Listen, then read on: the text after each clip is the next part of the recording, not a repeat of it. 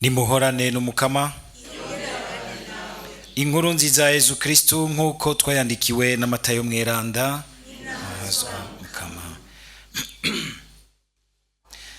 Yezu ngo ashike Kafarnaumi, umutware w'abasirikare aramwegera amutakambira ati, umusuku wanje ntakiva mu nzu, yaramugaye, eka arababaye rwose. Yezu amubwira ati, ndaje kumukiza. Nyamutware amwishura ati, mukama, sinkwiye ko unyinjirira mu nzu, pfa kuvuga ijambo na rimwe umusuku wanje acakira. Erega naho mfise abanduta, ndafise abasirikare mbwiriza, ngira umwe nti genda, akagenda, nabari rundi nti ingo, akaza. Umusuku wanje namugira nti kora iki, akagikora.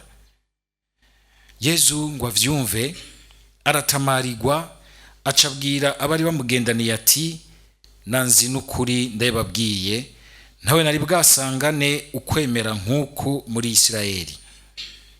Niho ndababwiye yuko hazova benshi mu buseruko no mu burengero, bagasangira imfungurwa na Iburahimu, Izahake na Yakobo bari mu bwami bw'ijuru. Dushimagize iyi nkuru nziza ya Kristo.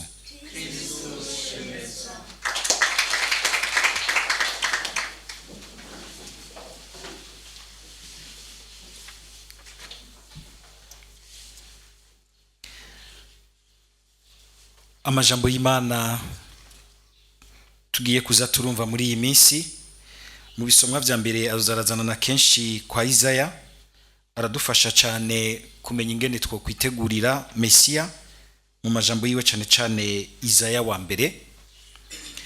Mu bisomwa vy'uyu munsi nogira nti mbere mu bisomwa mbere zo turumva muri iyi minsi, bidufashe kumva ingene twobaho muri ubu bushikiro, igihagararo twogira. Amajambo y'Imana dutanguye kumva kuri uyu munsi wa mbere mu ndwi ya mbere nyene y'ubushikiro, hari ibintu bishika nka bibera dutumiriye bikomeye cyane. Kuduga ku murambi w'umukama. Ubwa mbere kuduga ku murambi w'umukama, ubwa kabiri nogira nti amajambo y'Imana aradutumirira kumenya kwizigira umukama mu kwicisha bugufi, bikaduha mbere gusangira nawe. Ukabona yuko muri iri jambo ry'Imana mu gisomwa cy'inkuza duheje kumva, uyu musirikari ngene yaranzwe no kwicisha bugufi. Yezu akagira ati, uyo ingene yagaragaje ukwemera, kwizigira ububasha bwa Yezu, ngo azoshobora gusangira na Yezu na Izahaki na Iburahimu na Yakobo. Aho kumbure abamuka kuri abo bakurambere, ushobora gusanga bibananiye gusangira neza n'Imana yabagendeye muri Yezu Kristo. Tugarutse kuri aya majambo yo mu gisomwa ca mbere twashikirijwe n'umuhanuzi Isaya, akatubwira ati tuduge ku murambi w'umukama. Igihe c'ubushikiro ni igihe cyo kuduga ku murambi w'umukama. Igihe bavuze iyi mvugo yo kuduga ku murambi w'umukama, tuca tuyumvamwo igihe nogira ni kidasanzwe cyo kwegera Imana, cyo gusenga ukundi gushasha, nogira nti kunagurwa mu gisabisho, kumenya kurondeza guhura neza n'Imana. Guhura n'Imana ku murambi w'umukama, umenga aho Imana ivyagiye ku buryo budasanzwe. Imana iri muri Isirayeli yose, mugabo kugenda nogira ntiberekera i Yerusalemu, aho ingoro y'Imana yari iri ku murambi w'Imana, aho hantu kamenga hariho nogira nti ukungene Imana ihigaragaza mu bundi buryo budasanzwe, hariho presence y'Imana. Igihe c'ubushikiro ni igihe cyo gusubira gukabura muri twebwe, kurondera presence y'Imana mu ngoro yayo, mu gisabisho. Ariko igihe cyose tuvuga ingoro y'Imana, bica bitegerezwa guca bitwibutsa ya ngoro y'Imana itubamwo, umuntu w'imbere muri twebwe. Burya Imana iraba muri twebwe, kandi ishima kugerera muri iyo ngoro nyine yo mu muntu w'imbere muri twebwe. Ariko hari igihe usanga huzuranye ibintu byinshi bituma tutumva Imana. Hari ibintu nogira nti shetani yaronsemwo intsinzi gatonya. Ibi bintu by'uko usanga umenga abantu uyu munsi turuzi uruyogoyogo, kandi ubona umenga turahoze mugabo duhoreye ku bintu biguma bidusaka mu ruyogoyogo. Nukuri tugabe gose kuri ibintu by'amatelefone. Kabona umenga umuntu ari mu biro vyiwe ariko arakora, mugabo ari mu ruyogoyogo. Uruyogoyogo rw'ibintu aguma zungurukisha. N'igihe agenda kuryama akinjira mu mashuka ariko arazungurukisha ibintu. Uruyogoyogo rw'abantu baganirira kure na kure umwanya wose, atamwanya w'agacere bagifata ngo banoganze ico bariko bariyumvira, ico bariko barakora. Ukabona uruyogoyogo rutwuzuye, ukabona yuko n'abantu no mu nama nakurikira neza inama aguma arungika ama message, aguma avugana n'abantu. Haraho bishyuga ugasanga mbere no mu gusenga bariko barandika ama message mu isengero. Yezu mukarisi yaraho ati banza buragumye ngaho ico mbanza kurungika. Ibintu nogira nti bitubuza gusubira kugira igihagararo c'umuntu apanze neza muri we, azi cakora ku mwanya. Suko ivyo ariko arakora umenga ntibikenewe, mugabo birafise umwanya wabyo. Hari undi mwanya w'Imana, hari undi mwanya wawe n'Imana, hari umwanya wawe na wewe. Ubwo ruyogoyogo rwaratevye urashika n'ahantu twari tuzi ko hari ahantu hamahagara agacerere k'abantu bumva uburemere bw'ibintu, bakumva agaciro k'ibintu, ugasanga waringiye no mu bihaye Imana. Mu bihaye Imana tumenyere ko ari ahantu hatekereje. Ubwo nyine urashobora gusanga baraho bose umenga bameze nk'inkoto bunamye mu matelefone. Mu myaka iri imbere dusanga twese ahanye ku makorone vertebrale tugwaye. Abantu ku meza ntibagifungura barabana mu maso ngo baryoherwe, bafungura bose bunamye mu matelefone. Ugasanga abantu kuduga ku murambi w'umukama muri iki gihe c'ubushikiro bitwibutse umugerero w'Imana muri twebwe, kugira ngo Imana igaruke isubire iduhe indinganizo ziza y'ubuzima, kugira ngo n'ivyo wamenga vyari ibikoresho vyacu ntibihinduke ibigirwamana usanga umenga biriko biradukoresha. Ni twe dutegerezwa kubikoresha, si vyo bitegerezwa kudukoresha. Ingo tugende umurambi w'umukama mu ngoro y'Imana, bidufashe gusubira kugaruka gusubiza iteka n'agaciro kayo. Ingoro y'Imana itubamwo tuyisubize koko Imana ibari yihaganza. Ukabona ingene uyu munsi aba bantu badukoreye ibi bintu by'ubuhinga n'ubumenyi gutuma tumanaka amakuru, zagira ati kuraba gusa ntibikwiye, kugira ngo ndagutware muri ivyo funga n'amatwi, shira nk'ama écouteur. Kabona umuntu agenda aratamba mu nzira n'ama écouteur inzira yose, kandi akabona umenga no mustar umuntu hambaye, ntiyumva ibiriko biraba hafi yiwe. Numubwira ati ngwaho umuntu acinyuma yangu ati ngwari umuntu agira kuramburushi, ntashobora kuvyumva, azayumva gwamushikiriye kuko ari ibindi ariko arumviriza. Kuguhuma mu mutima, kuguhuma no mu gutwi ntubucumva. Kuduga ku murambi w'umukama mu ngoro y'Imana, dusaba umukama kugira ngo bituvyaremwo ugusubira kwegurira Imana ingoro yayo. Iyo tweguriye Imana umuntu wacu w'imbere, tuca twumva neza agaciro dufise, agaciro wundi afise, agaciro k'ibintu n'ibindi. Tuca dusanga tugira ico twita échelle de valeur nziza, hiérarchie de valeur, ubusumbasumbane bw'ibintu mu mateka yavyo, ubusumbasumbane bw'ibintu mu kungene Imana ibishaka mu buzima bw'abantu. Uyu munsi kuduga mu ngoro y'Imana ukamenga n'umukama tubwiriramwe ati subira mu ngoro yanyu mukureyo desordre yazanywe n'ibintu byinshi, usubire upangike neza, umenye ingene ibintu ubiringaniza neza mu buzima bwawe, kugira ngo umukama igihe akuyagiye mu ngoro yawe ushobore kumwumva, igihe akugendeye ushobore kumwumva, umenye kumwumviriza muri ivyo vyose ubamwo mu buzima bwawe. Kandi suko umenga ivyo bintu vyose naremeje kuvuga yuko umenga ni bibi, oya si bibi, mugabo igihe cyose twibagiye yuko ari ibikoresho dukoresha ku bw'ineza yacu, dusangiye ineza y'umwumwe, ineza y'umuryango, uca usanga biriko biratwononera, biratwica igihe cyose turiko turabikoresha mu ntumbero ndenzarugero. Abantu tweho dukorera muri ivyo bintu nyene byo gukoresha ivyo vyuma, mudusabire kuko hari ibintu vy'ivyaha vyinshi usanga tuba twama twaguyemwo, kubera yuko usanga umenga turi hafi y'ivyo bintu, ugasanga bamwe baraguye mu kintu citwa addiction. Kandi sinzi n'abavyuza bakagira bati mbere bijya bintu biguma binyuragiranwa bitaguha akanya ngo unoganze, birakuruhisha, ugasanga umenga waravye vyinshi, mugabo wazimye ugahenda ukagira uti sigaranye iki, ukabura ikintu na kimwe wasigaranye. Cyo muramaze kuyibona.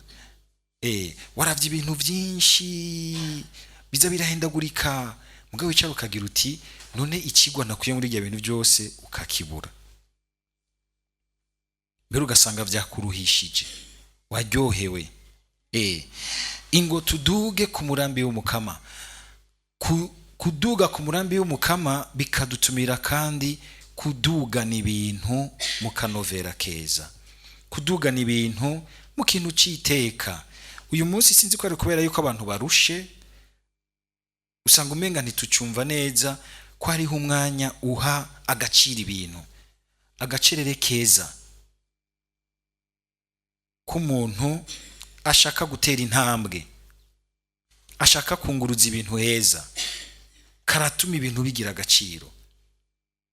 Ikiyago ciza gituma umuntu agira ati ego hariho n'ibiyago vyo kuruhuka, bivuga yuko umuntu atoruhuka. Ikiyago ciza gituma umuntu ashobora kuruka canke yicara akaraba akaganira na mugenzi we ikintu cingira akamaro, kandi bakagikurikirana hamwe na mugenzi we, ugasanga biriko biruzuza agaciro ivy'ubuzima bw'umuntu.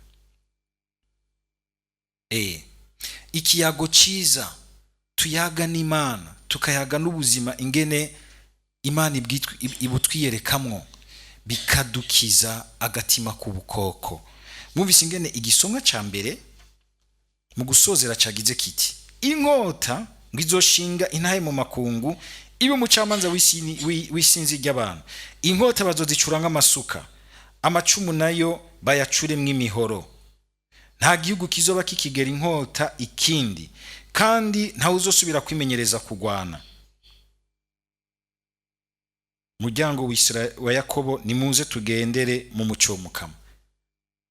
Igihe tugenda guhura n'Imana neza, biradukiza agatima k'ubukoko, agatima k'ubugwanyi. Hari abantu usanga umenga bariyumva yuko bari très fier kuba ari abagwanyi bamara abantu, bazi kurasa bakagema, bazi gutikiza no guhonya inganda, bakavyihayamwo. Mugabo nta muntu ahura n'Imana ngo agumane agatima k'ububisha n'ubukoko. Ibi bikoresho byo kugwana no kukwicana, ahubwo bigahinduka ibikoresho byo kugira neza, kuryosha, gutunga, kugaburira, kuduza ubuzima. Murazi ko muri iyo myaka ihitiye twahoze tugwana nimba n'ubu tutagwana. Abantu mugomba kuguma mu bugwanyi,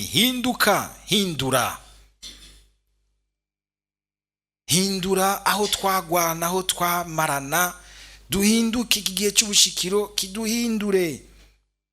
Iyo mipanga, amagrenade, imigano byasigaye mu mitima yacu, mu mizirikanyi yacu, biracariyo.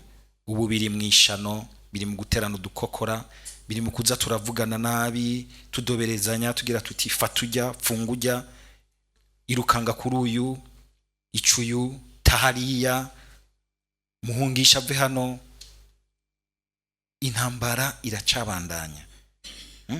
Inkota, amacumu, imigano, amagrenade, biracariho. Byameze nk'uko umenga gusa bihinduye isura. Ntidushobora kuba mu gihe neza cy'ubushikiro ngo twitegurire Yezu Kristo agiye kuza tukirimwo ivyo bintu bigaragaza yuko hariho ikintu cy'ububisha butubamo. Ububisha bw'abantu bagumana umutima wo kuryana, wo gusharikana, bakicana mu biyago. Dugana ikiyago cawe, eleve imvugo yawe, expression yawe. Igihe cy'ubushikiro ni igihe cyo kuduza ikiyago cawe, ururimi rwawe rukavuga ikintu gicira inzira umukama, gituma n'abandi bacyumvise bumva umenga bariyegeranije bagacika nk'ingoro y'Imana. Hari abantu b'Imana usanga iyo muhuye mu runganwe rwanyu mu kuvuga agashegu mugasukana nk'amashetani y'ivyifuzo y'ubusambanyi mutabigera umutwe. Haciye kabiri ukazonuraje mu ngoro y'Imana ugategura ururimi ngo ugira usangireko. Urazi iyo uvuye kurusangiza ibindi bintu, agashegu gakarishe, ntumenye ingene uri kuracira inzira shetani mu mitwe, mu mutima no mu mubiri w'umuntu. Suko abantu batovuga ibijanye n'ivy'umubiri wabo, mugabo babivuga bafise intumbero nziza kandi bakamenya na context babivugiramwo. Uyu munsi ukabona nivyo vyuzuye aho ku marezo sosio, nivyo bironka amavi n'amajeme menshi.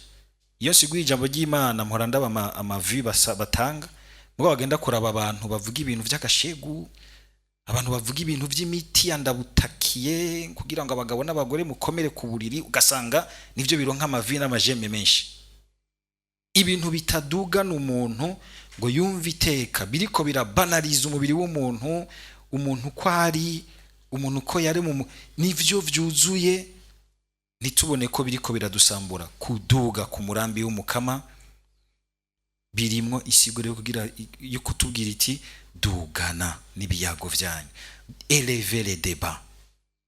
Abagore n'abakenyezi mwama mu biyago umenga n'amahereni n'imishatsi si bibi, ariko yuko umenga 90% y'ibiyago vyanyu vyama ngaho.